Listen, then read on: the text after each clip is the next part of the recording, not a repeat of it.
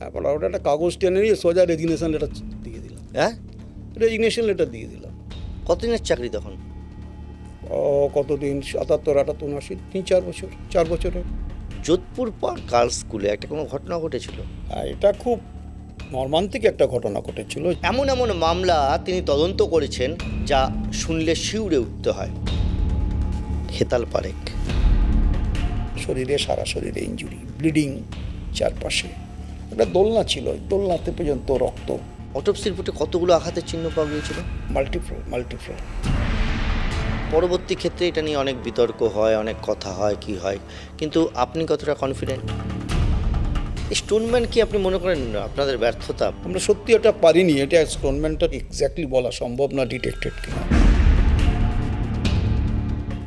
আজ কেস ডায়েরিতে আমাদের এমন একজন অতিথি যিনি কলকাতা পুলিশে চাকরি করেছেন দীর্ঘদিন। কলকাতা পুলিশের সাব ইন্সপেক্টর থেকে ডিসি পর্যন্ত পৌঁছেছেন তার নিজের কর্মদক্ষতার মাধ্যমে। এমন এমন মামলা তিনি তদন্ত করেছেন যা শুনলে শিউরে উঠতে হয়। সুজিত মিত্র ডিসি স্পেশাল ব্রাঞ্চ হিসেবে রিটায়ার্ড করেছেন, তিনি আজকে আমাদের কেস ডায়েরির অতিথি। নমস্কার, আপনাকে স্বাগত।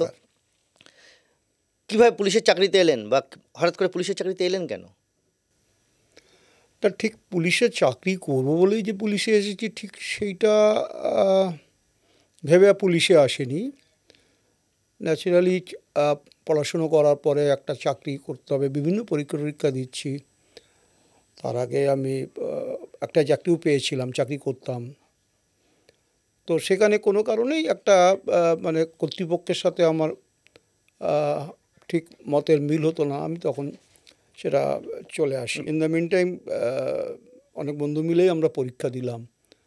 তারপর হঠাৎ দেখি একদিন কল লেটার এসে গেল। আমি এক্সপেক্টও করিনি, বাই দিস টাইম আর পড়াশোনা করবো বলে ঠিক করছি। তো যাবো কি যাবো না এই ভাবছি, এই করতে করতে ঠিক আছে চলে যায়, একবার ইন্টারভিউ দিয়ে আসি। এই যে চাকরি শুরু করলেন, এমন কোনো অভিজ্ঞতা আছে যা খুব গুরুত্বপূর্ণ, মানে ভোলা যায় না এরকম কোনো অভিজ্ঞতা? কিছু একটা ডেফিনেটলি ঘটেছিল। সেটা হচ্ছে একবার আমরা এই যে ডিসিপ্লিনটা খুব মেনটেন করতাম, যেটা আমি ছোটোবেলা থেকে আমরা বাড়িতে শিখেছিলাম, সেটা মেনটেন করতে গিয়ে দেখলাম যে কিছু বিরোধিতা হচ্ছে। তো হঠাৎ মনে হলো যে এত যদি বিরোধিতা হয় তাহলে তো ঠিক না। তো আমি ভাবলাম ঠিক আছে, যদি এগুলো স্ট্রিক্ট এবং ডিসিপ্লিন যদি মেনটেন না করা যায় তাহলে ফোর্সে কিছুই থাকবে না। ঠিক। তো তখন আমি বোধহয় তখন আমি টালিগঞ্জ পুলিশ স্টেশনেই কর্মরত। 79ই হবে আমার, কি মনে হলো 79 কি 80 হবে, আর তো মনে নেই এক্স্যাক্টলি। তো মনে হলো যে না, ওটা একটা কাগজ টেনে নিয়ে সোজা রেজিগনেশন লেটার দিয়ে দিলাম। হ্যাঁ, রেজিগনেশন লেটার দিয়ে দিলাম। কতদিনের চাকরি তখন? কতদিন, 77, 78, 79, 3-4 বছর, 4 বছরের। মানে এখানেও আবার সেই না, ভালো লাগলো না এটা, যেটা করতে হবে। সাবঅর্ডিনেট কাউকে শাস্তি দিয়েছিলেন বা কিছু হয়েছিল? না, যেটা আমি কিছু সাবঅর্ডিনেটকে, যেগুলো আমি তাদের ফল্টসগুলোকে আমি আইডেন্টিফাই করে তাদের মানে অর্ডারলি রুমে যাওয়ার জন্য, তখন অর্ডারলি রুমটা নিত সাধারণত, আমরা যদি ডিফল্ট করি সেই অর্ডারলি রুমগুলো নেওয়া হতো, নিতেন আমাদের ডিভিশনাল যিনি অ্যাসিস্ট্যান্ট কমিশনার থাকতেন। তো আমি জানি ডিফল্ট করে দিচ্ছি অ্যাসিস্ট্যান্ট কমিশনার রাখবে। এর মধ্যে যাই হোক, মানে এটা হলো। এর মধ্যে একটা আমাদের তো ছিল, কর্মচারী সংগঠন ছিল, তাদের কেউ আসলেন একদিন, এসে বললেন যে আপনি এগুলো ঠিক করছেন না। আমি যেটা মনে করেছি সেটা ঠিক করি। মানে চমকালেন আপনার? না, ঠিক চমকানোর কথাটা না, মানে তারা বলতে চাইলো যে এটা না করলেই হয়, দে আর অল মানে পুয়ার পেড কনস্টেবলস, এটা যদি আপনার একটু একটু চিন্তাভাবনা করেন। আমি বললাম ডিসিপ্লিনের সাথে আমি কম্প্রোমাইজ করব না। তখনই আমার মনে হলো যে ঠিক আছে, যদি এইভাবে কাজ করতে হয় তাহলে না কাজ করাই ভালো। দিয়ে দিলেন রেজিগনেশন? আমি রেজিগনেশন দিয়ে দিলাম। অ্যাকসেপ্ট হলো? না, এই রেজিগনেশনটা তো আমাদের নর্মালি কিন্তু একটু এনরুটেড হয়ে যায়। ঠিক। কেন ওসি ফরওয়ার্ড করলেন ডিসি, তখন ডিসি সাউথের কাছে চলে যায়। ডিসি সাউথ আমাকে ডাকলেন অর্ডারলি রুমে, আমি গেলাম। বলো আপনি রেজিগনেশন দিতে যাচ্ছেন? আমি বললাম হ্যাঁ স্যার, আমি এই কারণে আমি দিয়েছি। বললাম আপনি খুব ভালো কাজ করছেন, রেজিগনেশন দেবেন কেন? কাজ করুন, বাকিটা তো আমি দেখব। উনি আমার সামনে আমি দেখলাম স্টেট ড্রয়ার থেকে বের করলেন, ছেড়ে দিলেন, গেল রেজিগনেশন। বললো আপনি গিয়ে কাজ করুন একদম। এতে কি দম বাড়লো? দম বাড়লো? না, আমি দেখলাম যে আমার ডিসিপ্লিন যে অ্যাটিচিউডটা আছে এটা মেনটেন করতে হবে, সেটার জন্যেই আমার মনে হলো যে এই প্রাথমিক যুদ্ধে তো আমি জিতেছি। ফ্যান্টাস্টিক। তো এইরকম এটাই। পরিস্থিতি, এই গন্ডগোলের পরিস্থিতি, সেখানেও দম দেখিয়েছেন? মানে কোনো জায়গায় গিয়েছেন, কোনো ল অ্যান্ড অর্ডার, গুলি ফুলি চালানো? সেটা কিন্তু মানে প্রথম ঘটনাটার সাথে ডাইরেক্টলি ইনভলভ ছিলাম না, কিন্তু আমরা যখন হয় অর্থাৎ টালিগঞ্জ থানাটা বাইফার্কেশন হয়ে ওটা lake police lake station police, হয়। হ্যাঁ। এই লেক পুলিশন যতদূর আমার মনে করতে পারি 79 শেষের দিকে হয়। কিন্তু তখন তো একই বিল্ডিংয়ে চলছে দুটো। একই বিল্ডিংয়ে আমরা কাজ করছি, মানে একটা একটা কি বলবো, একটা ছোট নদীর এপার ওপার, মাঝখানটা হচ্ছে প্যাসেজ, হুম। ওপাশে লেক থানা, এপাশে ওপাশে টালিগঞ্জ থানা। লেক থানা, এপাশে টালিগঞ্জ থানা। কিন্তু ইনিশিয়ালি যেহেতু আমি টালিগঞ্জ থানার সাথে যুক্ত ছিলাম, প্রথমে আমি যখন ওখানে জয়েন করি, তো ন্যাচারালি লেক আর টালিগঞ্জের মধ্যে খুব একটা পার্থক্য ছিল না। তো তখন একবার সেগুলো খুব ডাইরেক্টলি আমি ইনভলভ ছিলাম না, কিন্তু পরবর্তীকালে সেগুলো অনেক ফেস করতে হয়েছে। সেটা ছিল আমার সম্ভবত নাইট ডিউটি ছিল। হুম। আর তখন আমি আমাদের যে সার্কুলার ব্যারাকটা আছে রেসকোর্সের সামনে, পুলিশ ট্রেনিং কলেজ, ওখানে আমি থাকতাম। তো আমি নাইটে ডিউটি করেছি, সকালবেলা আমাকে জানি। আর লেক থানা যখন ভাগ হয়েছে তখন প্র্যাকটিক্যালি আমার অফিসের সংখ্যা 3-4 জন, কারণ টালিগঞ্জ থেকে ভাগ হয়ে লেকে চলে এসছে। তো ন্যাচারালি সকালবেলা জানি হবে, চেঞ্জ ওভার হবে। ইন দ্য মিন টাইম খবর আসলো যার মর্নিং ডিউটি আসবে সে আসবে, সে সিক রিপোর্ট করে দিয়েছে। আর ঠিক সেই সময়ে কাছাকাছি খবর আসলো যে পঞ্চাননতলা, তখন লেক থানা খুব হট বেল্ট, বিশেষত পঞ্চাননতলা, দাসনগর কলোনি, এপাশে মনোহরপুকুর রোড, এই 3টে জায়গা প্রচণ্ড গণ্ডগোল হতো। পঞ্চাননতলা এক্সেপশনাল, আর এপাশে গোবিন্দপুর। তো তখন কি হলো, হঠাৎ দেখি যে ওই যখন সিক রিপোর্ট আসলো তখন ন্যাচারালি আমাকে কন্টিনিউ করতে হবে, আমি ধরে নিলাম। ইন দ্য মিন টাইম খবর আসলো যে পঞ্চাননতলায় গুলি চলেছে। ওখানে আমাদের পঞ্চাননতলায় একটা ক্যাম্প ছিল, যে ক্যাম্পটাতে কি হতো যে একটা আমাদের ওখানে 2টো বস্তি আছে, একটা 22 নম্বর বস্তি, একটা 32 নম্বর বস্তি। 32 নম্বর বস্তিটা টোটালি এটা কন্ট্রোল করে কংগ্রেস। তখন তো কংগ্রেস প্র্যাকটিক্যালি সিপিএম ছাড়া আর কোনো দল ছিল না। আর 22 নম্বর বস্তিটা তখন কন্ট্রোল করতো সিপিএম। এই একটা এলাকা দখলের একটা গণ্ডগোল ছিলই। তো আমরা যখন এই ক্যাম্পে যিনি চার্জে ছিলেন সেই সময়, বা এটা ছিল, তখন গণ্ডগোল হওয়াকালীন বোধহয় ওয়্যারলেস সার্জেন্টও চলে গেছিলো। একটা ওয়্যারলেস সার্জেন্ট থাকে আমাদের এরিয়া ওয়াইজ, তারা কোনো গণ্ডগোল খবর পেলে কন্ট্রোল রুম থেকে ডাইভার্ট করে দেয়, চলে যায়। তো ওরা চলে গেছে, সেটা নিয়ে ইন দ্য মিন টাইম কি ফায়ারিং হয়ে গেছে। ফায়ারিং মানে পুলিশ ফায়ারিং? পুলিশ ফায়ারিং করে দিয়েছে। আচ্ছা। আমি যাওয়ার আগেই ফায়ারিং হয়ে গেছে। Blank fire? ব্ল্যাঙ্ক ফায়ার না, তাদের 2 জন মারা গেছে। হ্যাঁ, মারা গেছে, মানে সরাসরি ফায়ারিং? হ্যাঁ, সেই মানে এতটাই ম্যাসিভ ছিল? এক্সটেন্সিভ অ্যাটাক হয়েছে 32 নম্বর বস্তিতে। সেখানে ওপারটা টোটালি অ্যাকচুয়ালি সিপিএম সমর্থিত হোক অথবা হুলিগানসদের হোক, এরকম ছিল একটা কি বলবো, একটা খুব নৈরাজ্যের পরিস্থিতি ছিল ওপারটাতে। কারণ ওখান থেকে আক্রমণটা হতো এই দিকটাতে, মানে 55 তলার দিকটায় খুব বেশিরভাগই তাই ঘটতো। আপনি স্পটে পৌঁছলেন, তারপর? আমি তো ওখানে গেলাম, গিয়ে দেখলাম ঘটনাস্থল, এইসব যা করে টোরে দেখে ইন দ্য মিন টাইম তখন আমাদের ওসি এবং আরেকজন অফিসার একটা মার্ডার কেসের তদন্তে দক্ষিণ 24 খুব প্রত্যন্ত অঞ্চলে গেছেন আসামি ধরতে। In the meantime DC south চলে আসলেন ঘটনাস্থলে। ডিসি সাউথ তো সব শুনলেন, ওসির কথা জিজ্ঞাসা করলেন, বললাম। আর প্রচুর বাড়ি টাড়ি র্যানস্যাক হয়েছে, বোমা পড়েছে, প্রচুর বোমা, ইট পাটকেল চারিদিকে।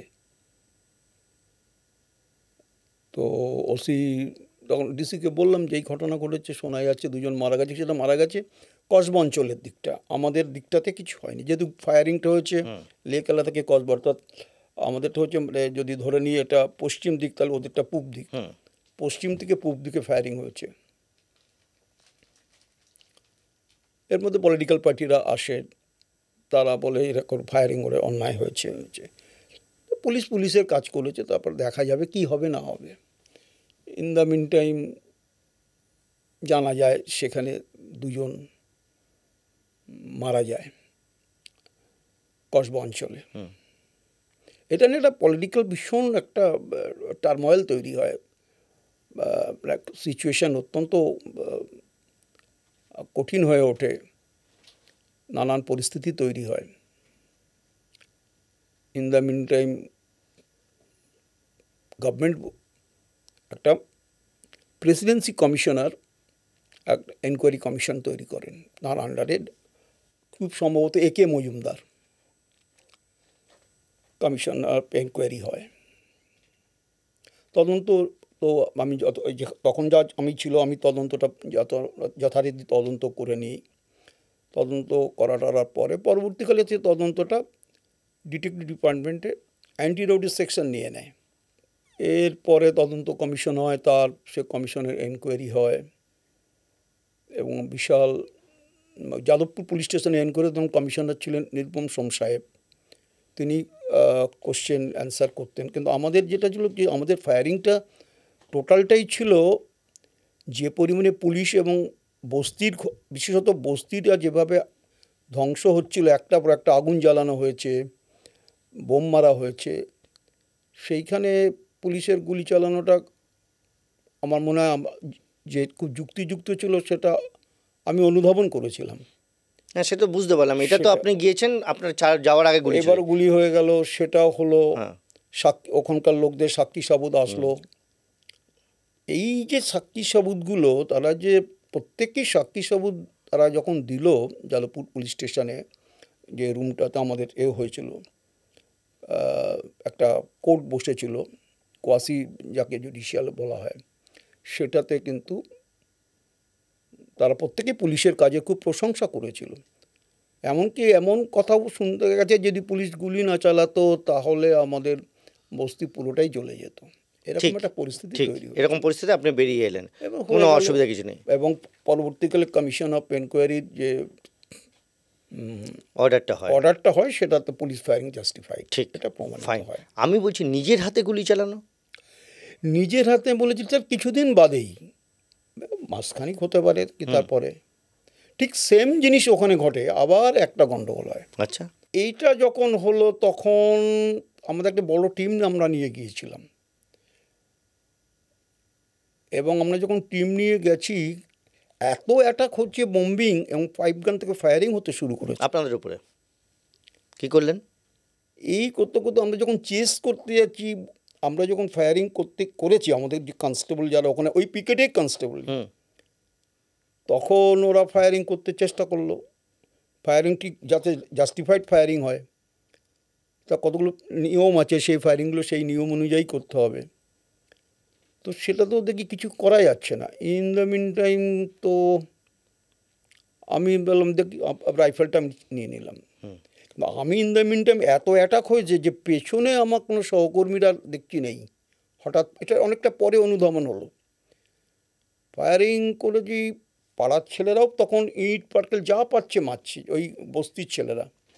এই করতে করতে তখন দেখা গেল, যখন আমি একটা রাউন্ড যখন ফায়ার করলাম, তখন দেখলাম সে ফায়ারিংয়ে কিছু রেজাল্ট হলো না।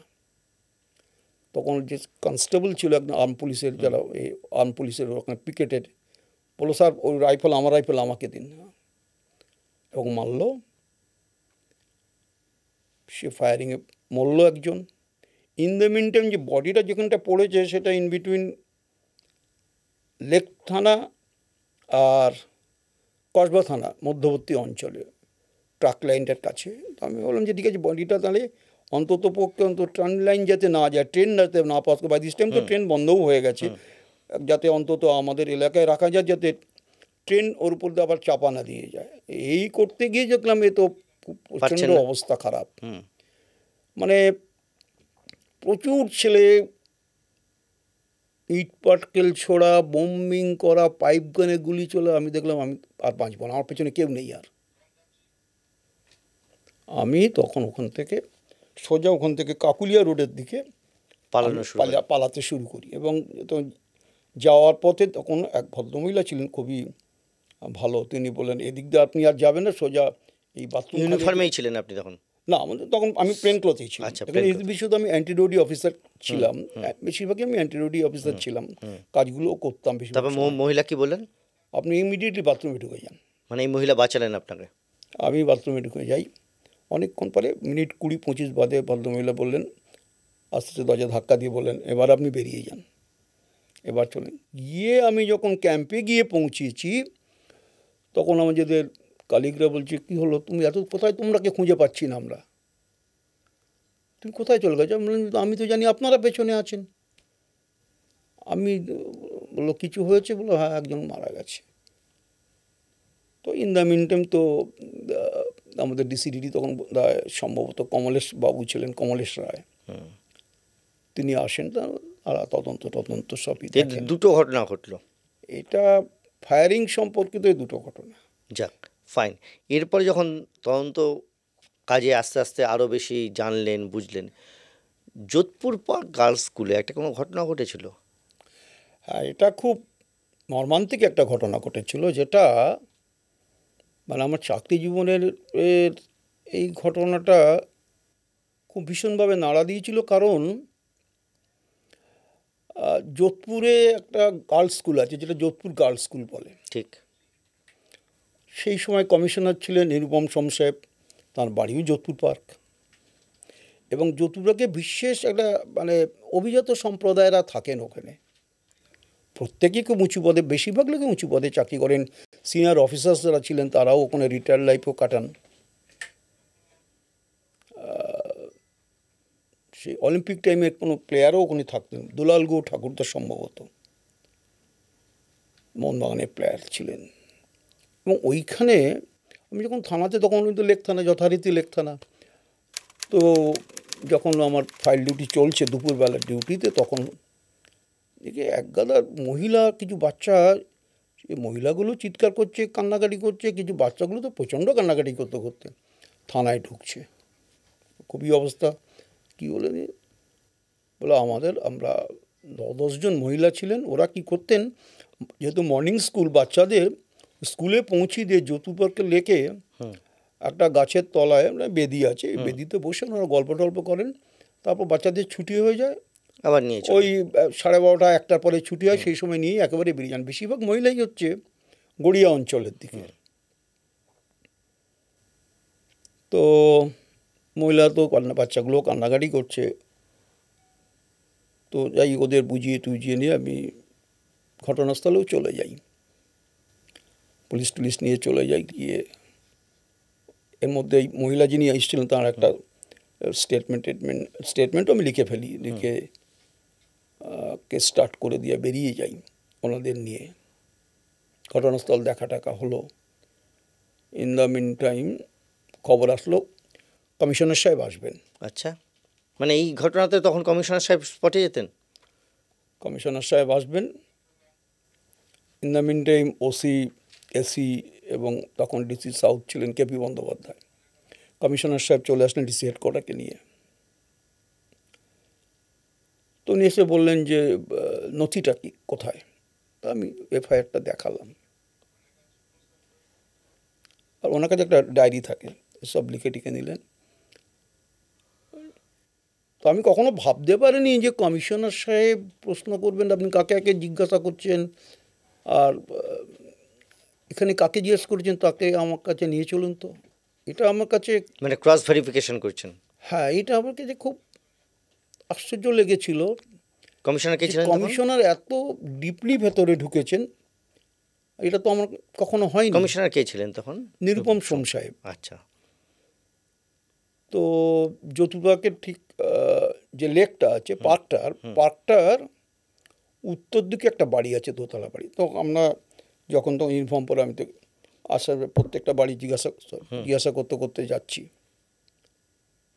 যেতে গিয়ে তখন আমি দু একজন মহিলা টহিলা, কেউ কিছু বলছে না, একজন মহিলা দোতলা থেকে বললেন, আমি কিছু জানি। আমি বললাম, আমি একটু যেতাম আপনার কাছে কথা বলতে।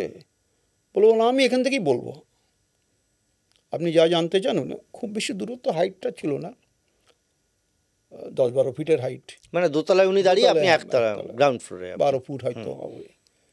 তো উনি বলছেন, আমি লিখে যাচ্ছি, লিখে গেলাম। লিখে না, আমি তো আমার তদন্ত করে যাচ্ছি। জানতে পারলাম দুজন আননোন পারসনস, তারা পাইপ গান আর বোম নিয়ে এই 9-10 জন ছেলে মহিলা বসেছিলেন, তাদের সব ছিনতাই করে। তাদের যা যা ওয়ারিং যে সোনা, মানে কানের দুল, আংটি, ঘড়ি, ছাতা পর্যন্ত নিয়ে নিয়েছে, টাকা পয়সা, পার্টসগুলো নিয়ে নিয়েছে, নিয়ে আবার তারা পালিয়ে চলে যায়। এবং দুজনেই অপরিচিত। এটাতে হওয়ার পরে ন্যাচারালি তখন কমিশনারকে আমি নিয়ে যাই। কমিশনার সাহেবকে নিয়ে ওপরে উঠেছি, ডিসি সাউথ সবাই আছেন। তখন উনি অ্যালাউ করলেন উপরে ওঠার জন্য? হ্যাঁ, তো পুলিশ টুলিশ প্রচুর দেখেছেন উনি। আর হয়তো উনি কারণ কোথাও হয়তো, কারণ উনি পরে জেনেছি যে উনি অ্যাকচুয়ালি আমাদের বসুশ্রী সিনেমা হল, যার মালিক ছিলেন মন্টু বসু, ওনার মা ছিলেন। আচ্ছা। তো হয়তো কথা টথা বলেছেন, আমি বলতে পারবো না, কিন্তু আসতে দিলেন। আমরা তো সবাই দাঁড়িয়ে আছি, উনি কথা বললেন একই, মানে আমাকে যা বলেছেন মহিলা, ওনাকেও, কমিশনার সাহেবকেও তাই বলেছেন। তো যেটা আমাকে যে এবার আশ্চর্য লাগলো, যে আইনে তো একটা আছে যে টেস্ট অফ আইডেন্টিফিকেশন প্যারেড। ঠিক। তো হঠাৎ কমিশনার সাহেব বলছেন, আচ্ছা আপনি দেখুন তো যারা এখানে দাঁড়িয়ে আছে, এদের মধ্যে কেউ এসেছিল আপনার কাছে? তো উনি একজনগুলো দেখে মানে 3-4 জন অফিসার ছিলাম, আর বাকি তো সিনিয়র অফিসার, তার তো খাকি ইউনিফর্ম, সুতরাং উনি ইজিলি করতে পারবেন, সেগ্রিগেশন করতে হ্যাঁ, পারবেন। মানে আপনাদের সাদা হোয়াইট কালারের ইউনিফর্ম আর ওদের খাকি। হ্যাঁ, তো উনি দেখে আমাকে দেখে বললেন যে, উনি যখন প্রশ্ন করছিলেন, মাথায় টুপি ছিল না, কিন্তু এখন মাথায় টুপিটা দেখতে পাচ্ছি। আপনি টুপিটা কোথা থেকে পেলেন?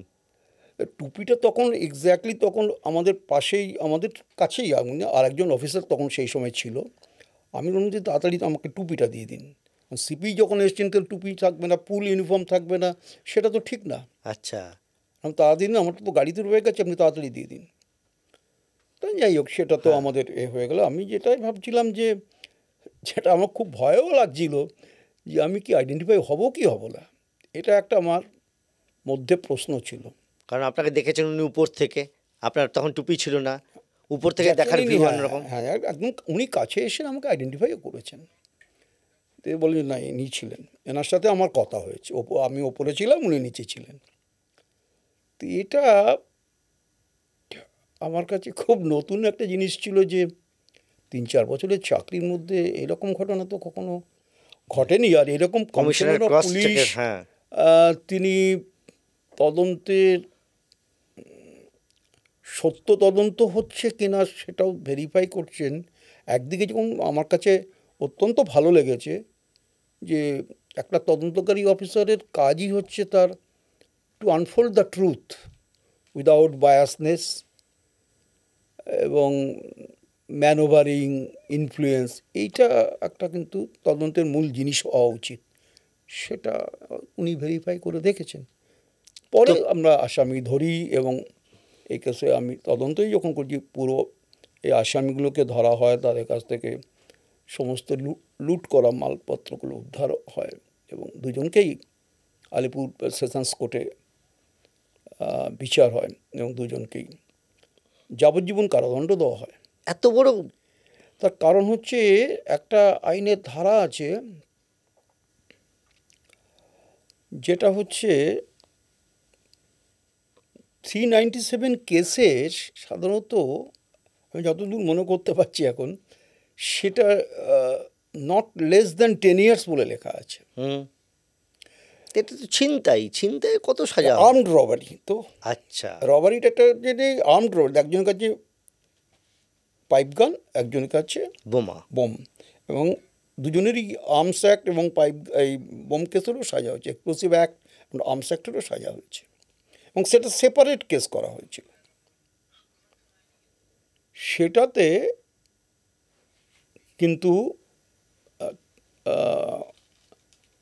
খুব সম্ভবত থার্ড এডিজি ছিলেন রমাবিলাস গোস্বামী, মনে করতে পারছি, যাবজ্জীবন সাজা দিলেন। সেটা উনি যাবজ্জীবন কারাদণ্ড দিয়েছিলেন।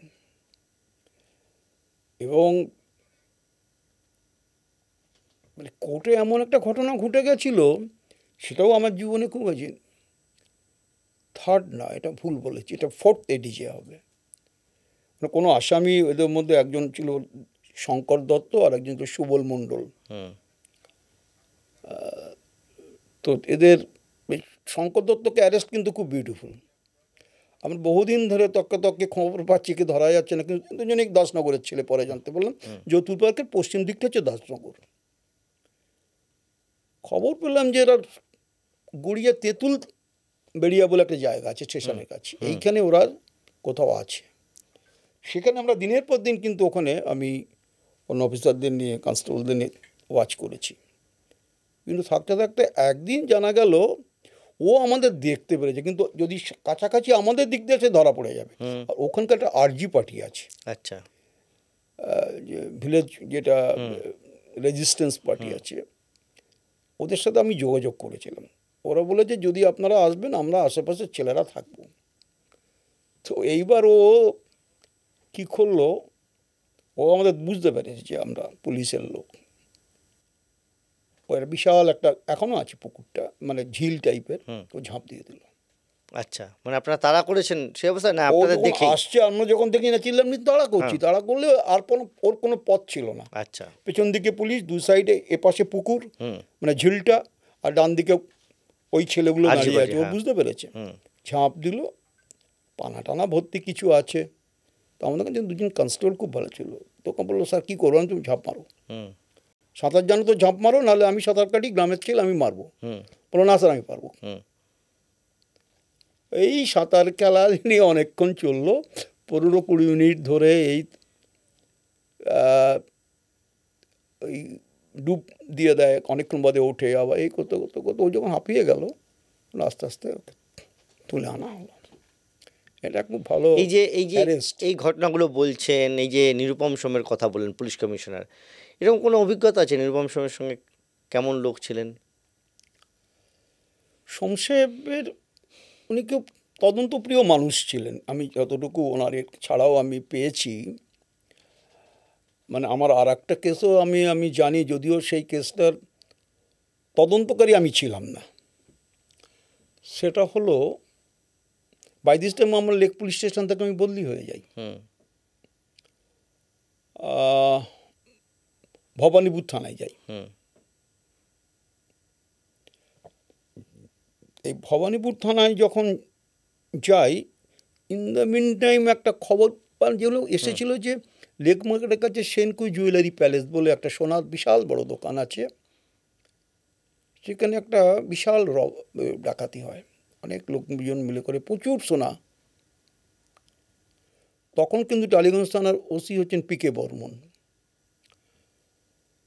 তো আমাকে একদিন ডিসি সাউথ, তখন কেপি বন্দ্যোপাধ্যায়, মূলত যেহেতু অ্যান্টি রোড অফিসার, এই ছিনতাই, ডাকাতি, এই ধরনের বা চুরি কেসগুলো, মূলত তখন আমার ট্র্যাক রেকর্ডটা খুব ভালো চলছে, কারণ আমার একটা ছিল যে আমাদের পুলিশ নেটওয়ার্কটা, সোর্স নেটওয়ার্ক যেটা, সেটা আমি খুব ভালো মেনটেন করতাম। তো ওটা এরকমই হয়েছে। একদিন একটা আমার কাছে সোর্স আসলো, এসে বললো স্যার এইরকম ঘটনা ঘটেছে, আপনি জানেন কারা করলো? জানলাম না, অন্য থানার কেস, আমি তো জানি না কোনো। তখন বললো এরা করেছে, খবর আছে। ঠিক আছে।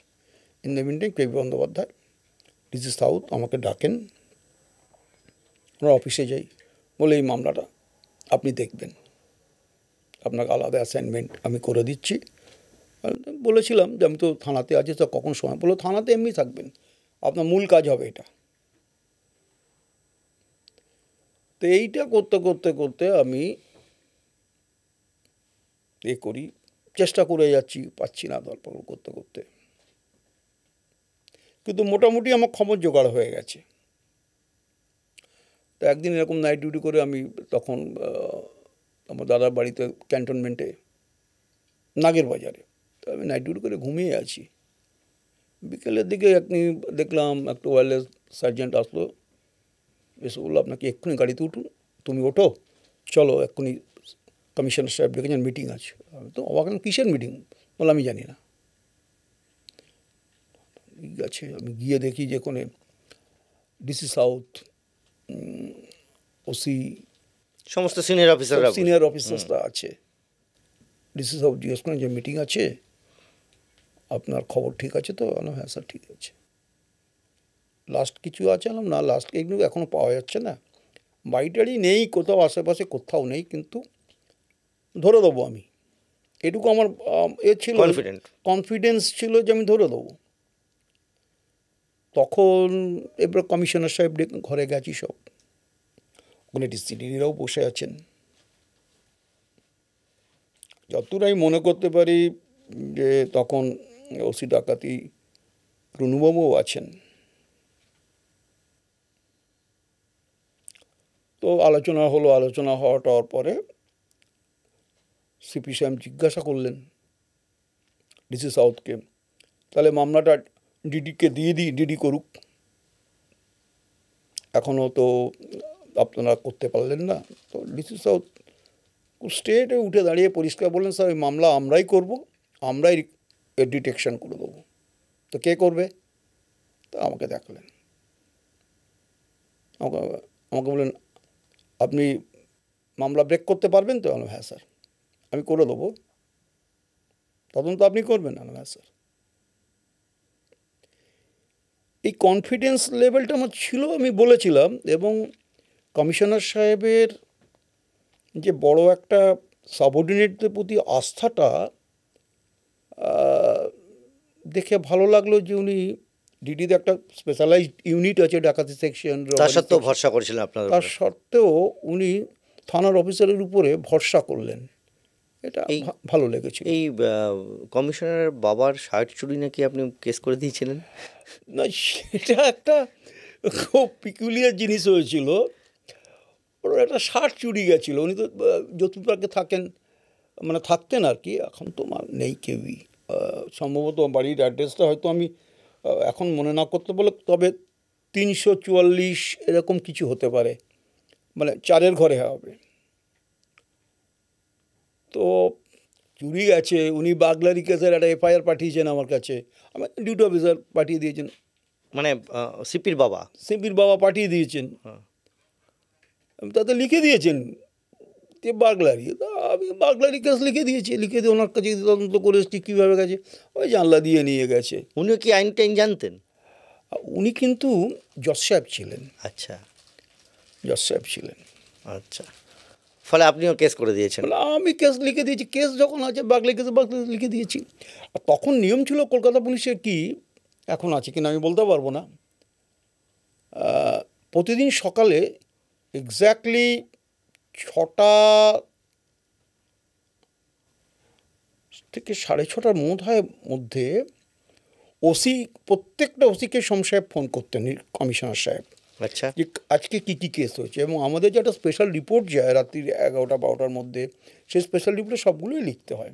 সেগুলো এসি হয়ে ডিসির কাছে চলে যান, ডিসি সেগুলো দেখেন। কিন্তু সকালে কী কী কেস হয়েছে এটা ওসির সাথে কথা বলেন, সিপি সাহেব ফোন করে জেনে নেন ইম্পর্টেন্ট কিছু আছেন কি না, আছেন বড় বড় মামলা টামলা অনেক সময় হয়তো।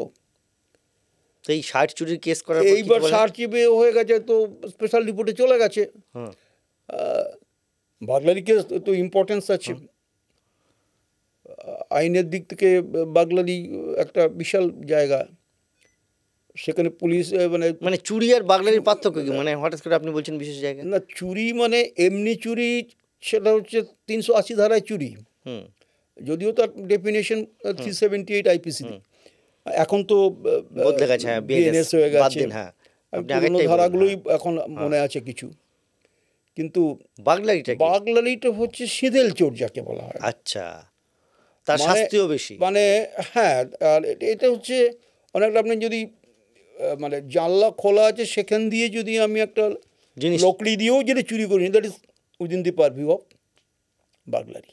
আচ্ছা, তো ওনারটা ওইভাবেই গেছে। হ্যাঁ আমি কেস লিখে দিয়েছি, খুব পরিষ্কার কথা, কেস লিখে তদন্ত করেছি, ওনার কাছে গেছি, জিজ্ঞাসাবাদ করেছি কোন ঘরে টরে থাকেন, যার একটা ছোটোখাটো স্কেচ করে রেখেছি, কারণ শম সাহেবের বাবার বাড়ির চুরি, সে কেসদারি অনেকেই দেখতে চাইতে পারে, তো তার দিকে একটা নজরও আছে। নট দ্যাট যে ওনার বাড়ি চুরি হয়েছে বলে খালি আলাদাভাবে কেস ডায়েরি হবে, সেটা তো না। নর্মালি তো ওই সকালবেলা ডিসি সাউথ ফোন করেছেন পরদিন, আমাকে চেয়েছেন। আমাকে বললেন যে আপনি কেস লিখে দিয়েছিলেন একটা। হ্যাঁ স্যার লিখেছি। উনি যে সকালে তো এটা পেয়েছেন, হ্যাঁ মানে স্পেশাল রিপোর্টটা পেয়ে গেছেন, লিখে দিয়েছেন কেস। আর এই সিপি ওনাকে ফোন, মানে সিপি ফোন করেছেন, বলছে আরে এই কেস একটা জামা চুরি হয়ে গেছে, বাগলারি লিখে দিয়েছে তোমার অফিসার, মানে কিছু বলেছেন টলেছেন নিশ্চয়ই কিছু। আমাকে বললেন যে সিপি বলছেন যে কেস লিখে দিয়েছেন, আমি সন্ধ্যাবেলায় থানায় আসবো। ওসির সাথে কী কথা হচ্ছে জানি না। তো ওরা একটা, আমাদের অনেকগুলো কেসের কতগুলো ধারা থাকে, আন্ডার ভ্যালুয়েশনও আছে, সেগুলো হলে না লেখাও যায়। তা পুরনো জামা গেছে সেইভাবে, তো কমিশনের ডিজায়ার্স সেটাকে করা হয়েছিল। তো চুরি যে হয়েছিল সেটা সত্য ছিল, যাই হোক। আচ্ছা, এই 80-র দশকে আপনি যখন চাকরি করছেন, তখন এরপরে আপনি ট্রান্সফার হয়ে ডিডিতে এলেন। এরপরে আমি ডিডিতে একটু অনেক আগে হয়েছিল, কিন্তু নানান কারণে কি হয়, ওই থানা তার আজকে ইলেকশন, কালকে ওই ইলেকশন, ওই আবার আমাকে টেনে নিয়ে যায়। তো যাই হোক, তারপরে আমি পার্মানেন্টলি সম্ভবত আমি ডিডিতে হোমিসাইড স্কোয়াডে জয়েন করি 1986। সেই সময় কলকাতা শহরে, জুলাই কলকাতা শহরে সেই সময় প্রচুর ডাকাতি। আপনারা কি রাতে, আইপিএস অফিসাররা রাতে নাকি টহলদারিতে বেরোতো? Stoneman incident. না, স্টোনম্যানটা এক্স্যাক্টলি যতদূর মনে হচ্ছে 89। তো সে সময় তো হ্যাঁ, শাহ সাহেব, বিকে শাহ সাহেব কমিশনার অফ পুলিশ সম্ভবত ছিলেন, ডিসিডিডি ছিলেন আমাদের প্রসূন মুখার্জি। এবং স্টোনম্যানের যে কেসগুলো, যে সবগুলোই হোমিসাইড স্কোয়াড করতো। ঠিক, আপনি তো তখন সেখানে। আমি হোমিসাইড স্কোয়াডের অফিসার, এবং তখন ডিডি থেকে টিম অফ অফিসার্স বেরোতো, মানে অনেকগুলো টিম তৈরি হতো, এবং পুরোটা কন্ট্রোল করতেন সেই সময় ওসি হোমিসাইড, তখন সুজিত সান্যাল ছিলেন। তিনি এই টিমগুলো তৈরি করতেন, ডেফিনেটলি ডিসিডিডির পারমিশন নিয়ে উনি করেছিলেন। এবং সেখানে একটা টিম, দুটো টিম, হোমিসাইড থেকে দুটো টিম তৈরি হতো। একটা টিমে থাকতাম প্রসূনবাবু, আমি, আর দুজন কনস্টেবল, না দুজন না, একজন, কারণ পেছনের সিটে আমি আর প্রসূনবাবু বসতাম ওনার গাড়িতেই। আর একটা এতে গাড়িতে বসতেন সেই সময় ডিডি 2 ছিলেন অজিত ঘোষ মহাশয়, আমাদের মানে সাব ইন্সপেক্টর থেকে ডিসি হয়েছিলেন। অজিত ঘোষ মহাশয় ছিলেন, ওসি হোমিসাইড, আরও একজন অফিসার। এছাড়াও কিন্তু ডিডির আরও 3-4টে টিম বেরোতো। এই স্টোনম্যান আবার সাথে সাথে থানাগুলোতে আলাদা আলাদা করে। মূলত স্টোনম্যানের যে কেসগুলো হয়েছে, মূলত হেয়ার স্ট্রিট থানা, মুচিপাড়া থানা, তালতলা থানা, এই অঞ্চলটা জুড়ে কিন্তু হয়েছে। সব কটা কেস হয়েছে। এই স্টোনম্যান কি আপনি মনে করেন আপনাদের ব্যর্থতা, মানে আপনারা ধরতে না পারা, নাকি এটা কোনো সাইকো কিলার যে একটা দেখুন, সময় স্টোনম্যান আমার নিজের যেহেতু বোধ হয় খুব সম্ভবত 10-12টা হয়েছে।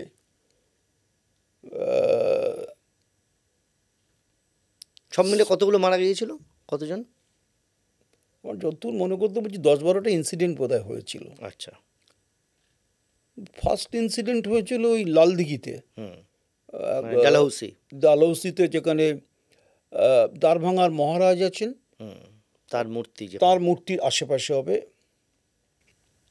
একজন মহিলা মার্ডার হয়েছিলেন যতদূর মনে হয়।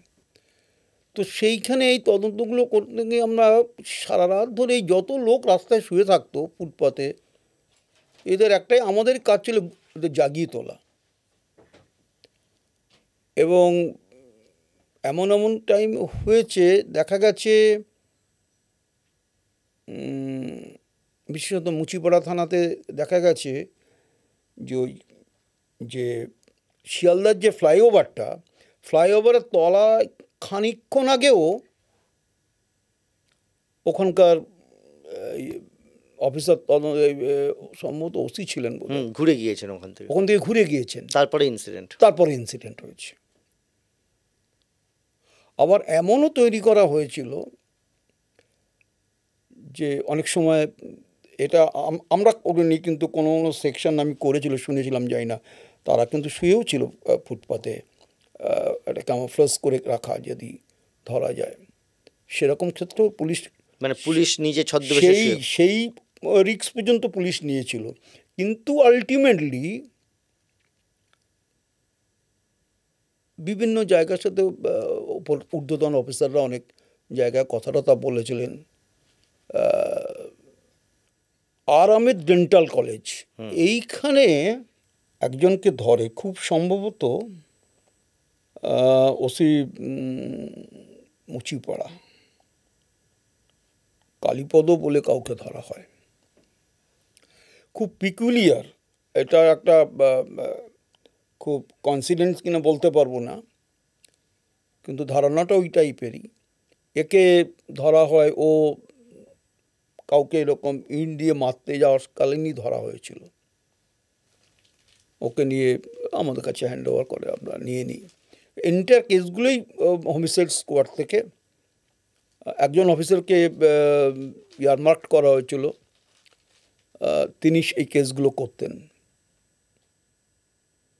এছাড়াও অনেকে, আবার এটাও হয়েছে, কিছু একজন কি দুজন হয়েছিল, মারা যায়নি কিন্তু আহত হয়েছিল। আচ্ছা। ঘুমন্ত অবস্থায়। আচ্ছা। কিন্তু মরেনি। তো তাদের কাছে কিছু আইডেন্টিফাই বা কিছু না, সব তো ঘুমিয়ে আছে। তো সেইখান থেকে কালীপদকে নিয়ে আসার পরে কালীপদকে অনেক জিজ্ঞাসাবাদ করে, তারপরে জানা যায় সে বাঁকুড়া ওই সব অঞ্চলের দিকে কোথাও একটা সরকারি চাকরি করতো, পিওন ছিল এরকম, ও কোনো দপ্তরই ছিলেন। সেসব জায়গায় তদন্ত হয়। বাড়িটা কিন্তু ওই গোসাবা টোসাবার ওই দিকে, নর্থ 24 পরগনার দিকটা না, সাউথ 24, গোসাবা না, হ্যাঁ হতে পারে, গোসাবার দিকেও হয়তো হতে পারে, হ্যাঁ গোসাবার দিকেই হবে, কারণ সেখানে এই তদন্তকারী অফিসার গিয়েছিল। বাড়িটারই ও মাঝে মাঝেই নিরুদ্দেষ্ট হয়ে যেত, অনেক দিন ধরে পাওয়া যেত না। এবং ওর ইতিহাস আছে, ছাগল টাগল ধরে ওকে সোজা ঘাড়মোটকে মেরেও দিত। আচ্ছা। এরপরে একে নিয়ে আমরা তখন কতগুলো আমরা ডক্টর নন্দী বলে সাইকিয়াট্রিস্ট আছেন,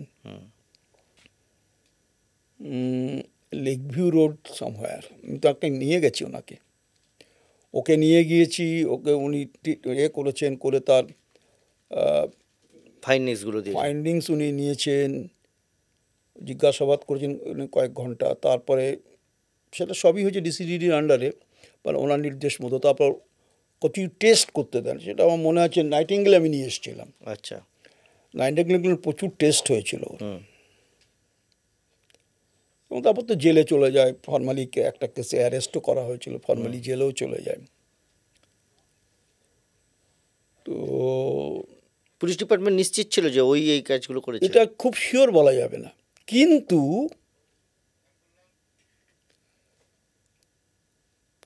তারপরে কিন্তু হয়নি কালীপদকে ধরার পর। হ্যাঁ, এইটা একটা আমাদের কাছে একটা বড় প্রশ্ন চিহ্ন ছিল। ওর ব্যাপারে আর কিছু ঘটনা বন্ধ হয়ে গেল। আমরা নিশ্চয়ই আসল লোককে এক্স্যাক্টলি তদন্তের সাক্ষ্য প্রমাণা দিয়ে বলতে পারছি না যে ওই করেছে, কিন্তু এটাও ঘটনা, এটাও একটা ঘটনা ঘটলো। এবং এই সম্পর্কিত অনেক খবরাখবর আমরা কিন্তু বম্বে থেকে কিছু এনেছিলাম, কিছু জার্নাল আমরা পেয়েছিলাম, তাতেও আমরা দেখেছি এরকম সাইকো কিলারও আছে। কিন্তু আমরা সত্যি এটা পারিনি। এটা স্টোনম্যানটা টোটালি এখনও যদি বলেন যে স্টোনম্যান ডিটেক্টেড, আমার পক্ষে এক্স্যাক্টলি বলা সম্ভব না ডিটেক্টেড কিনা। কিন্তু আবার এটাও ঘটনা, কিন্তু এটা বন্ধ হয়ে গেছে। কিন্তু সিমিলার ইনসিডেন্ট কিন্তু ঘটেছে। পরবর্তীকালে দেখা গেছে সেই ইনসিডেন্টগুলো স্টোনম্যান না, কিন্তু almost same type of incident. সেখানেও পাথর দিয়ে মারা হয়েছে, এটা হচ্ছে, সেরকম পাওয়া গেছে। সেগুলো তো ডিটেক্টেড, সেটা ডিটেক্টেড হয়ে গেছে, সেটা যে স্টোনম্যান না সেটা প্রমাণিত হয়েছে।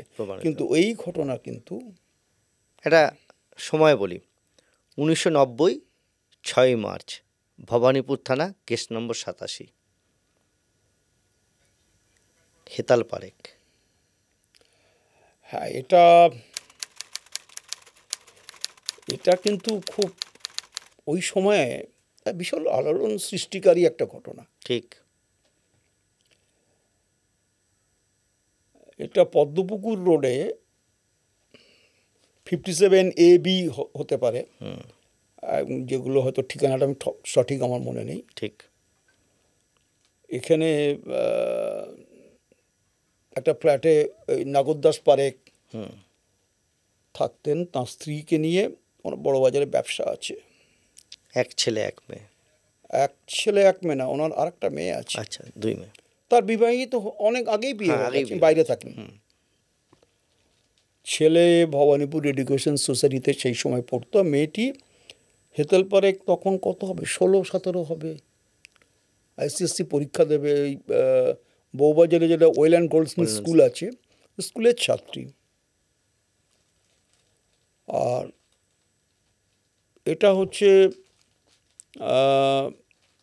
মোটামুটি ওদের ডেলি লাইফটা ছিল, মেয়ে স্কুলে চলে যায়, পদ্মপুকুর ওখান থেকে হেঁটে ল্যান্সডাউন রোডে আসতে হার্ডলি 4-5 মিনিট লাগে। মানে পাশে হচ্ছে পদ্মপুকুর সুইমিং পুল যেটা আছে, তারপরেই ল্যান্সডাউন রোড, বাড়ি থেকে খুব কাছে। ও বাসে করেই চলে যেত, স্কুল বাসে যেত না। আর মা প্রতিদিন বিকেলে 5টার সময় লক্ষ্মীনারায়ণ মন্দির ল্যান্সডাউন রোডে চলে যান 5টা নাগাদ, কিছুক্ষণ থাকেন ওখানে, প্রেয়ার করেন। বাবা সকাল 9টা 9:30টার মধ্যে বড়বাজারে ব্যবসা। ভাই ভবানীপুর এডুকেশন সোসাইটি। ও আবার কলেজ থেকে ফিরে এসে খাওয়া দাওয়া করে আবার বাবার কাজে জয়েন করতে যায়। এই হচ্ছে মোটামুটি ডেলি লাইফ ছিল। আর এখানে security and investigation bureau, S&IB যেটাকে বলে,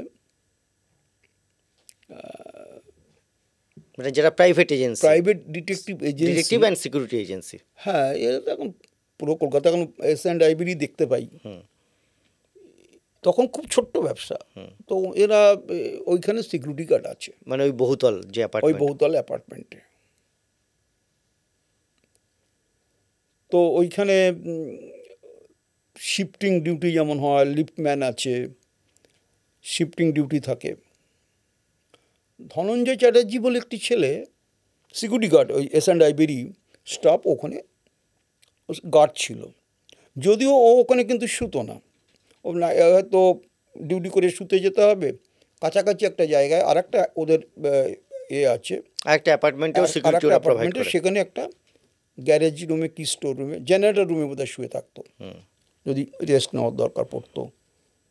অনেক সময় ওদের ডবল ডিউটি হয়ে যায়। তো ধনঞ্জয় চ্যাটার্জি অনেকদিন থেকে মেয়েটির পেছনে লাগে, নানান টিজিং করে, সিনেমা দেখতে যেতে বলে, অশালীন ইঙ্গিত করে। এটা পসিবল? হ্যাঁ, এটা না হওয়ার কারণটা হচ্ছে, হবে না এটা তার কারণ না, কারণটা হচ্ছে মেয়েটি স্বাভাবিকভাবে একটু ফ্ল্যাবি ছিল, একটু মোটা ছিল, জানি না, বড় বড় চেহারা, মানে বয়স অনুসারে একটু বড় সড়ো। বড় চেহারা ছিল। ধনঞ্জয় চ্যাটার্জি এটা প্রপোজালও দিত। মানে তার কোনো এভিডেন্স পেয়েছেন আপনার, হ্যাঁ, ডকুমেন্টেশন? সেটা ডকুমেন্টারি এভিডেন্স পেয়েছিলাম, যদিও এই মামলাটার মূল তদন্তকারী অফিসার সলিল বসু, যদিও আমারই ব্যাচমেট। দুর্ভাগ্যজনক খবর হচ্ছে কয়েকদিন আগেই হ্যাঁ, ও মারা গেছে। ঠিক। তো সেটা অসুখেই মারা গেছে। যে এই নাগরদাস পারেখ অনেকবার এই ধনঞ্জয়কে বলেছে, প্রতিবাদ করেছে, তুমি এসব করবে না। আচ্ছা, মানে মেয়ে তার মানে বাবার কাছে কমপ্লেন করেছে, বাবা হ্যাঁ, ওকে ধমকেছে? মেয়েটা তো সব ওর মাকে বলে, মা বাবাকে বলে, ইন্টার্ন চলে আসে এর কাছে। তখন যখন বলল, তখন ও ওর বাবা ওকে বলেছে। ইন দ্য মিন টাইম এই S&IB-র যে মালিক শ্যামল কর্মকার ওকে জানান, মানে কমপ্লেন করেন না? কমপ্লেন শুধু মুখে কমপ্লেন না, পরবর্তী ঘটনা 2-3 দিন আগে বোধহয় এসেছিলেন। তো শ্যামল আসার পরে বোধহয় আসতে বলেছিলেন নিশ্চয়ই। শ্যামল আসার পরে তো করে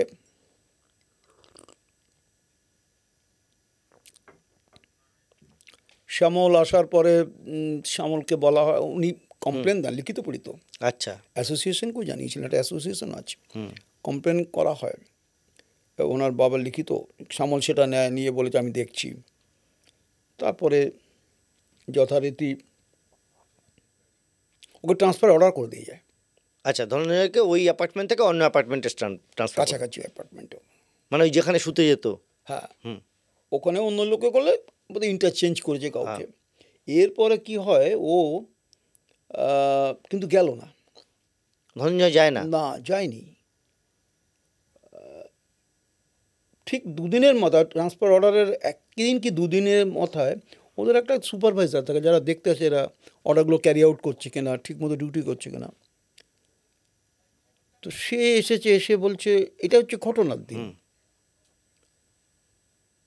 যে অন্য যারা আছে স্টাফ আছে, যে ধনঞ্জয় আছে, ও তো পাশের অ্যাপার্টমেন্টের ডিউটি হচ্ছে, ওখানে তো যায়নি, ও কোথায়? বলো তো এখানে যায়নি এখনো। বলছি না। তখন মানে ওখানে তো আর একটা স্টাফ সিকিউরিটি গার্ড ডিউটি করছে, সেটা S&IB-রই। তখন বলে তাহলে কোথায় গেল? বলে ওপরে গেছে অফিসে ফোন করার জন্যে, ওই ওদের যে ফ্ল্যাটটা 3 মানে হেতাল পারেখের ফ্ল্যাটে গেছে ফোন করতে। এটা খুব অস্বাভাবিক লেগেছে যে ওখানে ফোন করতে যায়, গেছে কেন? বললো আমি গিয়ে ওখান থেকে ফোন করে আমি আসছি। অন্যান্য ফ্ল্যাটে ফোন ছিল? অন্য অন্য ফ্ল্যাটেও ফোন আছে, এবং তখনই সুপারভাইজার প্রত্যেকটা ফ্ল্যাটে ফোন করেছে, ইন্টারকমে খুঁজেছে। ইন্টারকম, ওই ওদের তো ইন্টারকম আছে, ইন্টারকমে ফোন করেছে, করে কেউ কোনো সাড়া পাচ্ছে না। মানে ফোন বেজে যাচ্ছে, কেউ ধরছে, বলছে না এখানে নেই। মোটামুটি সব ফ্ল্যাট থেকে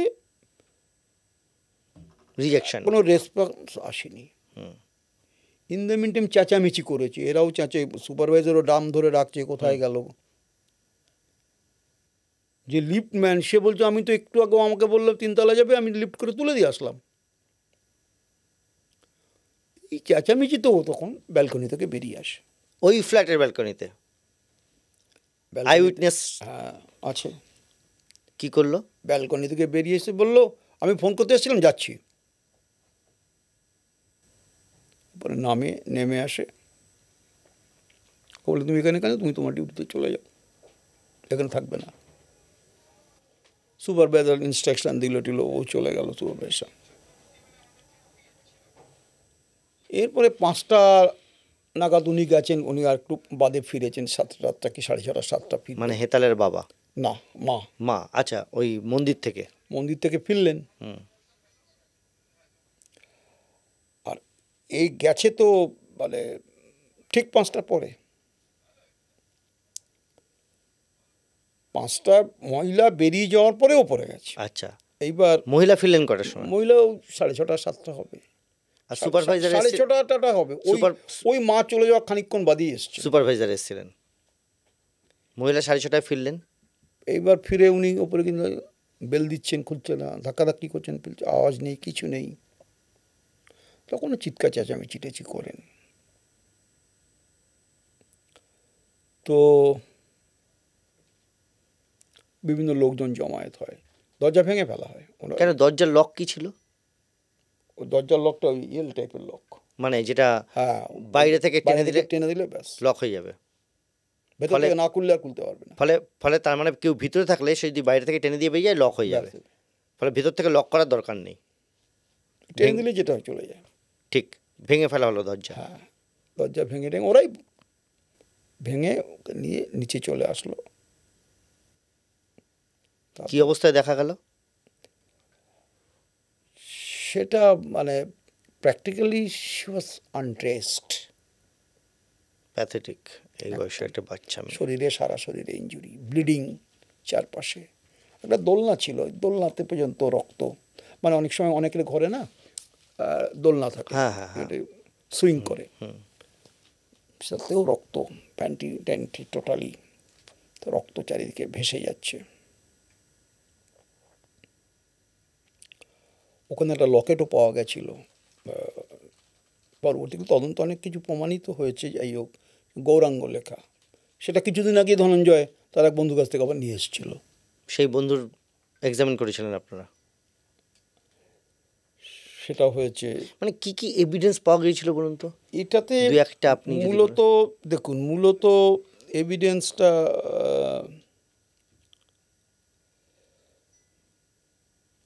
এভিডেন্স যেগুলো আপনি এমনি সাজান তাহলে দেখা যাবে যে ধনঞ্জয় ওখানে কাজ করতো, দ্যাট ইজ এস্টাবলিশড। এক, মহিলারা যে ওখানে থাকতেন সেটা এস্টাবলিশড। ঠিক। ধনঞ্জয় কাজগুলো করতো, তার প্রতি অশালীন আচরণ করতো, সেগুলো লিখিত প্রমাণ আছে। সেটা লিখিত পড়িত প্রমাণ, এবং সেটা কিন্তু ওয়েল বিফোর দি ইনসিডেন্ট। ঠিক। এবং তার জন্যে যে সিকিউরিটি কোম্পানির মালিক তাকে ট্রান্সফার অর্ডার দিয়েছে সেটাও প্রমাণিত। ঠিক। এটাও প্রমাণিত যে সিকিউরিটি সুপারভাইজার ওখানে এসেছিল এবং তাকে খোঁজাখুঁজি করেছিল, সেটা প্রমাণিত। তাকে পায়নি ইনিশিয়াল স্টেজে, এবং যেখানে তাকে ট্রান্সফার করা হয়েছিল সেখানেও তাকে পাওয়া যায়নি, তার ডিউটিতে যায়নি, নতুন অ্যাসাইন ডিউটিতে। আবার এটাও প্রমাণিত মহিলা তার ডেলি রুটিন ওয়ার্ক, ছেলের, স্বামীর এবং তার নিজের, সেটাও সবগুলো হচ্ছে, দেখা যাচ্ছে সব কিছু হচ্ছে ওই টাইমিং। ছেলে 1টা 1:30টার পরে বেরিয়ে যায়, উনি 5টার পরে বেরিয়ে গেছেন। এ যাচ্ছে, লিফটম্যান বলছে যে আর একজন আছে, ঠিক মনে করতে পারবো না, পতি বলে একজন ছিল, মুর্মু বলে সিকিউরিটি গার্ড ছিল, তাদের মধ্যে কে সেই সময় ছিল এক্স্যাক্টলি মনে নেই আমার। তাদের মধ্যে কেউ দেখেছে যে ওপরে যাচ্ছে, মানে তাকে বলে গেছে আমি যাচ্ছি, ফোন করতে, অফিসে ফোন করতে যাচ্ছি। ওই ব্যালকনিতে বেরোনো, সেটা তো ব্যালকনিতে বেরোনো দেখলো, সবাই দেখেছে। আপনি বলেছেন গৌরাঙ্গ লেখার, গৌরাঙ্গ একটা আছে। এরপরে পরবর্তী মানে ওখান থেকে ওর ঘড়ি চুরি হয়, মেয়েটার ঘড়িটা।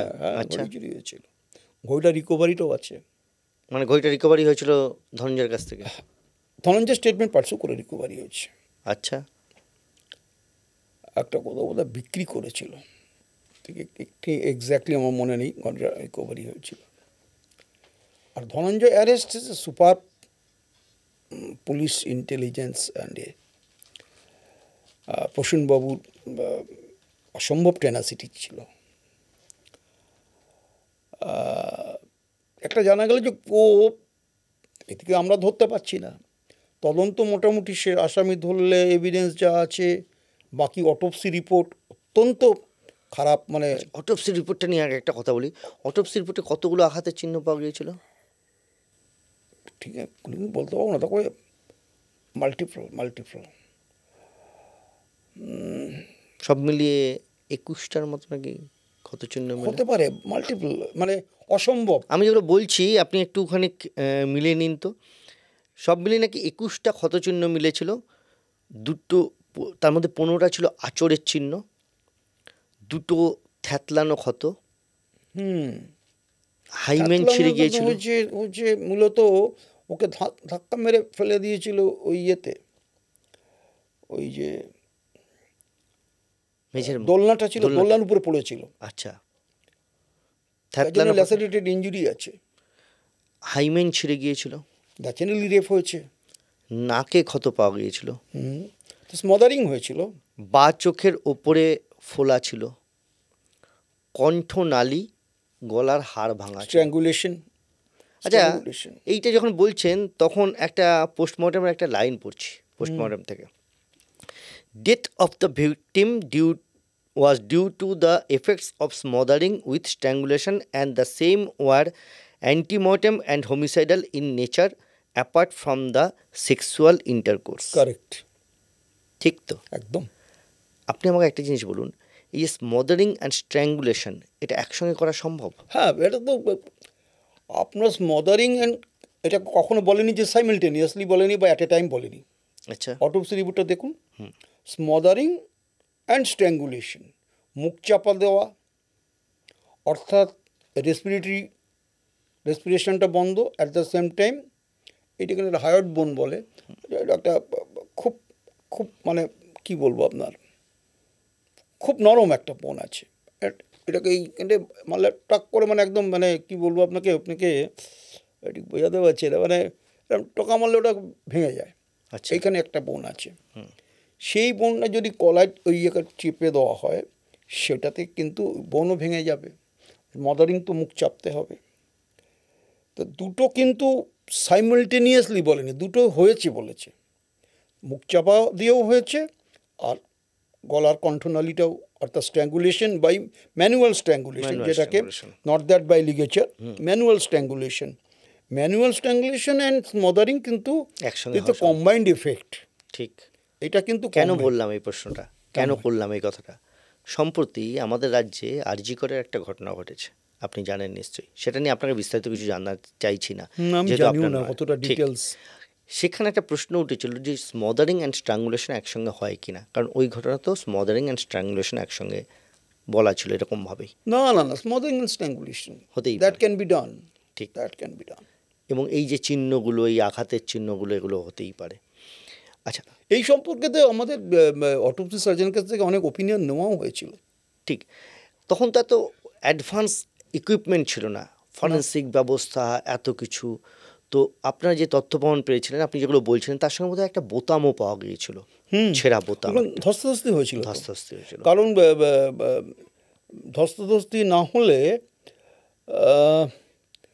জামা বোতাম তো ছিঁড়বে না। এবং পিকুলিয়ার জিনিস হচ্ছে, যখন সলিল যখন ওখানে যায় একদম এতে, সেটা টোটালি খুব কম লোক জানতো। মানে সলিলবাবু অফিসার? হ্যাঁ, সলিল একদম, মানে একদম খুব ট্রাস্টেড কনস্টেবল নিয়ে প্রসেনবাবুর নির্দেশে ও বাঁকুড়াতে কয়েকদিন ছিল। আচ্ছা। এবং তারা ওয়াচ করতে, এবং ওখানে তো গ্রামাঞ্চলে কী হয়েছে, ধানগোলা তৈরি থাকে।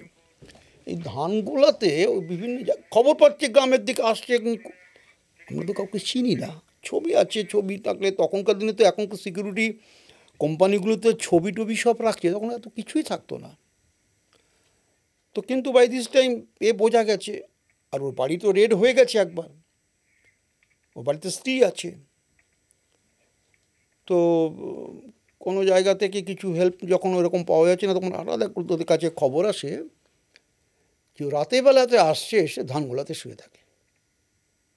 ধানগোলা আপনি দেখেছেন কিনা জানি না, দেখেছেন, এটা মাঝখানটা একটা, যেখান থেকে ধানটা বের করে ওখানটাতে ভেতরটায় ও ওখানে শুয়েছিল। ওখান থেকে যখন অ্যারেস্ট করা হয়, ওর ঘর থেকে সেই জামাটা উদ্ধারও হয়।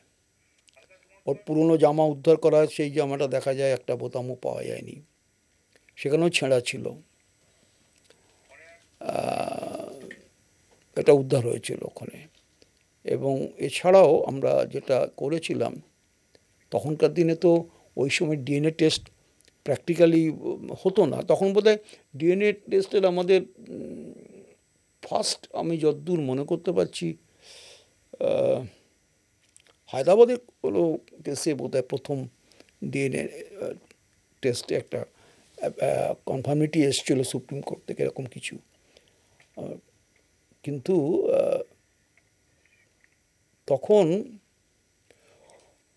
In a case of rape সেখানে কিন্তু potentiality has a very great role, যদিও এখন তো mere penetration is sufficient to call rape, কিন্তু আমরা ওর পোটেনশিয়ালিটিও আমরা এক্সামিন করেছিলাম এবং সেখানে তো কনফার্মিটি ছিল, যে কনফার্ম ছিল যে পোটেনশিয়ালিটি ওর আছে একটু কম।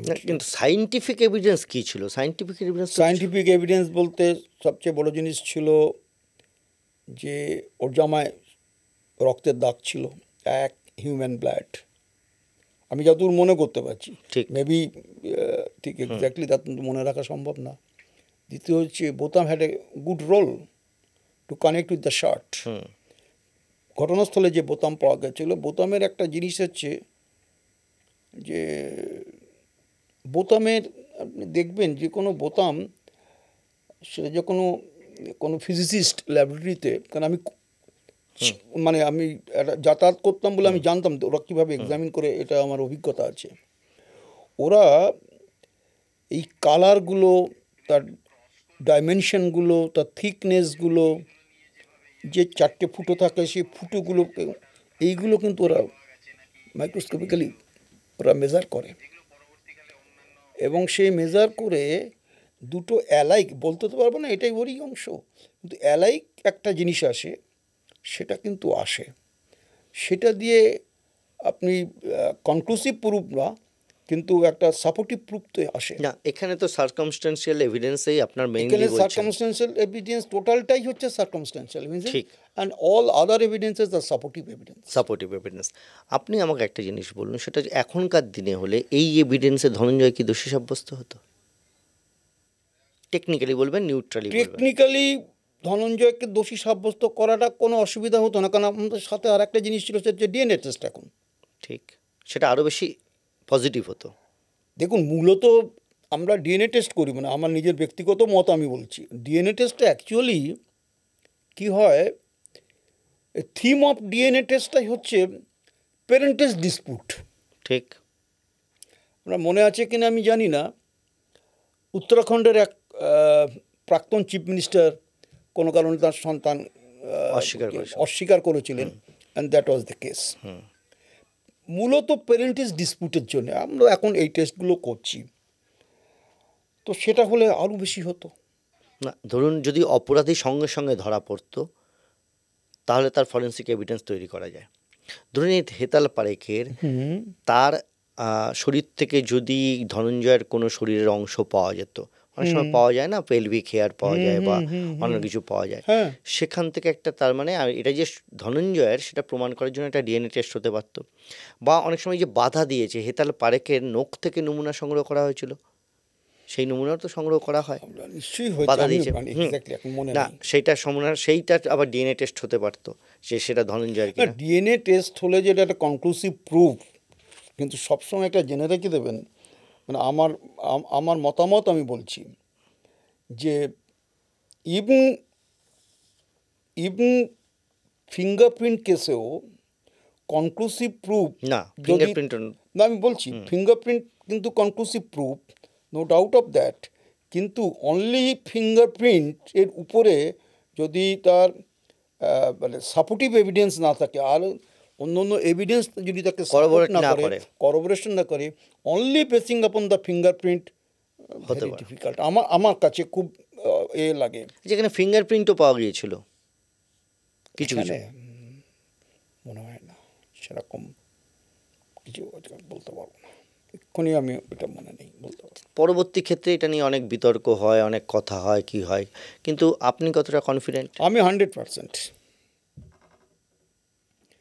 আমি 100% এই কারণে আমি এন্টার, যদিও ইনভেস্টিগেশনের একটা বড় অংশের কাগজপত্র পুরোটাই আমি সলিলকে নিয়ে করেছি, কিন্তু আমি মানে আপনাকে বলতে পারি 200%। আমি জানি এগুলো নিয়ে অনেক সমালোচনা হয়েছে, কিন্তু মানে এই হয়তো 4-5 বছরের মধ্যে হয়তো হয়েছে, কিন্তু এটা একদম পারফেক্ট। ধনঞ্জয়কে ইন্টারোগেট আপনার করেছেন? একটা ভাবতে হবে যে তদন্তকারী অফিসারের কৃতিত্বটাকে বা তদন্তের কলকাতা পুলিশের গোয়েন্দা বিভাগের হোমিসাইড স্কোয়াডের তদন্তটা কোন পর্যায়ে চলে গেছে, যে RN কালী তখন যাচ্ছিলেন, তিনি একটা সাজা দিলেন, তারপরে সেটা কনফার্মেশন করতে গেলে হাইকোর্টের অনুমতি ছাড়া ফাঁসি কার্যকর হয় না। হাইকোর্ট দিল, হাইকোর্ট থেকে সুপ্রিম কোর্ট গেল, সুপ্রিম কোর্ট দিল, রিভিউ হলো, এবং তারপরে প্রেসিডেন্ট, গভর্নর একটার পর একটা মার্সি পিটিশন যে কত হয়েছে, যদি আপনি ক্রোনোলজিক্যালি এই ডেটগুলো দেখা যায়, সেখানে প্রত্যেকটি জাজ কিন্তু প্রত্যেকটা এভিডেন্স অত্যন্ত কঠোরভাবে দেখেছেন, এবং তারপরে এই সিদ্ধান্তে যেটা এসেছেন ওনারা, যেটা যে রেয়ারেস্ট অফ রেয়ার কেস, এর বাইরে আর কিছু ভাবা যায় না। কারণ তুমি সিকিউরিটি গার্ড, আপনার মনে আছে ইন্দিরা গান্ধী কেসে, তুমি সিকিউরিটি গার্ড, তোমার দায়িত্ব প্রোটেকশন, রক্ষকই ভক্ষ, তুমি রক্ষক। ইন্দিরা গান্ধী কেসেও তাই হয়েছে। তো এইসব জায়গাগুলোতে ধনঞ্জয়ের নাকি কোনো লয়ার ছিল না, খুব গরিব ছিল। না না না না, ধনঞ্জয়ের যে লয়ার ছিল সে অন্যতম কলকাতার লোয়ার কোর্টে, মানে আমি তখন যাচ্ছিলেন RN কালী, তিনি তো রবীন্দ্রনাথ কালী তো হয়তো নেই আর, আমি জানি না, কিন্তু অনিল বিশ্বাসের মতো লয়ার, মানে ওয়েস্ট বেঙ্গল জুডিশিয়ারিতে ট্রায়াল কোর্টের অন্যতম শ্রেষ্ঠ লয়ার। কারণ উনি আমার মামলাও করেছেন, যদিও আমি ওনাকে একটা দুটো কেসে আমি পরাজিত করতে পেরেছি, কিন্তু এই অসম্ভব ওনার মতো অত বড় লয়ারকে। এবং এই ব্যাপারে আমার একটা ঘটনা এখন বললেন আপনার মনে পড়ছে, ওরা মা হচ্ছে যশোমতী পারেখ যশোমতী, উনি সাক্ষী দিতে উঠেছেন, তা আমি তো যেতাম প্রায়। সলিল, কারণ তখন ওসি হোমিসাইড এইগুলো মিস্টার সান্যাল এগুলো বলেছিলেন যে থাকতে, তো ও যশোমতী পারেখ উঠেছেন, উনি FIR বেকার। বেকার মানে FIR বেকার না, she was the first person giving the information to the police. ঠিক, উনি ওনার বক্তব্যটাকে FIR হিসেবে ট্রিট হয়েছে। এবং এই যখন কোশ্চেন অ্যান্সার হচ্ছে, মানে যেরকম আমরা দেখি যে কাঠগড়ায় উঠে প্রশ্ন করে, হ্যাঁ, তখন আমরা তো ঠিক বাইরে আছি। তখন আমাদের পাবলিক প্রসিকিউটর ছিলেন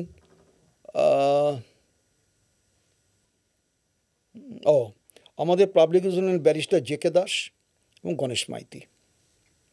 এরাও খুব, গণেশ মাইতি এখনও আছেন, প্র্যাকটিস করেন, দাস সাহেব নেই এখন আর এই পৃথিবীতে। তো সেই সময় ওনাকে প্রশ্ন করা হয়েছিল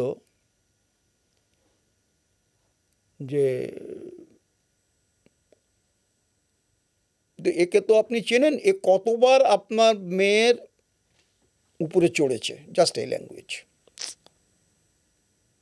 এরকম হয়? এবং এটা হওয়ার পরে মহিলা বাস্ট ইনটু শাউটিংস, এবং তারপরে উনি ওই মানে চিৎকার চেঁচামেচি এমন করতে শুরু করলেন, খানিকটা অজ্ঞানের মতো হয়ে যান। আমরা তাড়াতাড়ি ভেতরে ঢুকে যাই, ওনাকে নিয়ে এসে বসাই, লেডি পুলিশও ছিল, এসে বসানো হয়, মাথায় জল টল দেওয়া হয়, মানে চোখে মুখে। এবং এই পরিস্থিতি দেখে জজ সাহেব ইমিডিয়েটলি চেয়ার ছেড়ে তার চেম্বারে চলে যান, কোর্ট থেকে বেরিয়ে যান। চেম্বারে পালিয়ে যান প্র্যাকটিক্যালি। মানে সহ্য করা যায় না। এবং আইনি একটা ধারা আছে, আমি এক্স্যাক্টলি নাম্বারটা বলতে পারবো না, এক্ষুনি মনে করতে পারবো না। এভিডেন্স একটা আছে, আইদার 159 আর 161 কিছু একটা আছে। Indecent question you cannot put. সে আপনি যত বড় লয়ার হন না কেন, that is the duty of the court to protect the witness. এবং আরেনকালি উঠলেন, উঠে মিস্টার বিশ্বাসকে বললেন যে আপনি এরকম প্রশ্ন আর করবেন না। মহিলাকে যাই ঠান্ডা ঠান্ডা বলে, ওর হাজব্যান্ড ছিলেন, কারণ হাজব্যান্ড তো পরে ঢুকেছেন আর চাকরি দিতে, ছেলেও ছিল, বড় মেয়ে বোধহয় এসেছিল। তো তারপরে ব্যক্তিগতভাবে কি প্রভাবিত হয়েছিলেন, মানে এত বড় ঘৃণ্য ঘটনা, শাস্তি দিতে হবে বাকি? তা উনি অ্যাকচুয়ালি পুলিশি তদন্তটাতে পুরো আস্থা রেখেছিলেন। না আপনি? আমি হ্যাঁ, ব্যক্তিগতভাবে ব্যক্তিগতভাবে রাগ না, সেরকম কোনো কিছু আমার ছিল না। আমি একটা জিনিস জানি যে সত্যটাকে প্রকাশ করতে হবে, তার সাজাটা হওয়া উচিত। এই সাজার জায়গায় কোনো কম্প্রোমাইজ থাকা উচিত না কোনো তদন্তকারী অফিসারের। একটা সময় অভিযোগ উঠেছিল যে এটা নাকি অনার কিলিংয়ের মধ্যে এরকম কোনো ঘটনা ঘটতে পারে, এরকম কোনো মনে হয়েছে কোনোভাবে? বা একদমই না, আমার কেন মনে হয় না, একদম না। কারণ ঘটনাটা তো খুব জঘন্য হয়েছিল, সেটা তো এখনও যে ঘটছে না তা তো না, ঘটছে, ওই সাজাও তো হচ্ছে। এমন এমন ঘটনা যা আজ আমরা শুনলাম, জানলাম, এর আগে কখনো এরকম কোনো ঘটনা এভাবে প্রকাশ্যে উনি বলেননি।